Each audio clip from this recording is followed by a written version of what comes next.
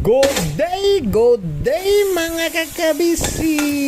Welcome to my channel as Father of Kai. Another day, another mini vlog. Ngayon, ang luluto natin ulam ay upo. Inisang upo, ang pinakamabait at pinakamagalang na gulay, upo. Yan ang ulam natin for today. Ngayon, linggo ay puro gulay ang lulutuin natin. At maraming salamat sa mga follower namin dyan. Shout out sa inyo. At paki-follow ang aming page at paki-share na rin. Maraming salamat sa inyo. Lalong-lalo na yung mga OFW. Welcome kayo din sa Skayans. At lagi kayo mag-iingat dyan sa araw-araw na binibigay ng buhay ng ating Panginoon. Shout out dyan sa inyo, mga kakabisi. Yan ang ating menu for today. Ginisang opo. Masustansyang gulay. Ano pang hinihintay ninyo? Pakals no!